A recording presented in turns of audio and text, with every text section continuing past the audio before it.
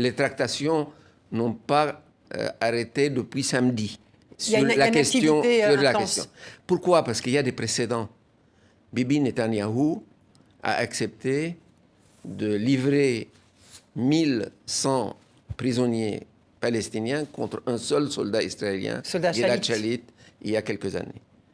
Donc, et si vous entendez le chef politique du Hamas, Haniyeh, depuis le premier jour, depuis samedi matin, il ne parle que de l'échange de prisonniers. Donc, dans sa tête, cette opération doit mener à un échange de prisonniers. Parce qu'il y a 6000 prisonniers, dont une bonne moitié n'est pas jugée, n'est même pas accusée de quoi que ce soit, mais elle est en détention administrative dans les prisons israéliennes. Donc, il y a dans l'air, depuis le premier jour, une possibilité d'échange. Mais est-ce qu'Israël le veut Le problème, c'est que quand vous faites l'échange, vous gagnez ces personnes, et c'est ce que je souhaite pour elles, qu'elles soient délivrées de part et d'autre d'ailleurs, que quand les gens sortent, qu'ils sont otages ou qu'ils soient en détention, c'est bien qu'ils sortent et qu'ils rentrent dans leur famille.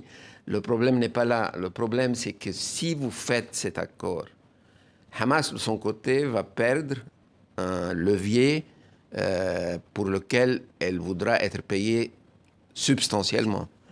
Et pour Israël, c'est une reconnaissance de Hamas comme partenaire à un accord. Certes, un accord humanitaire qui vise à libérer des prisonniers d'un côté, des otages de l'autre.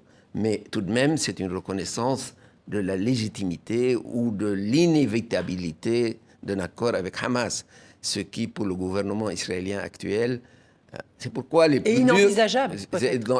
Les plus durs dans le gouvernement israélien aujourd'hui, j'en ai entendu l'un il y a 2-3 jours, dit il faut oublier les otages. Genre, agissons.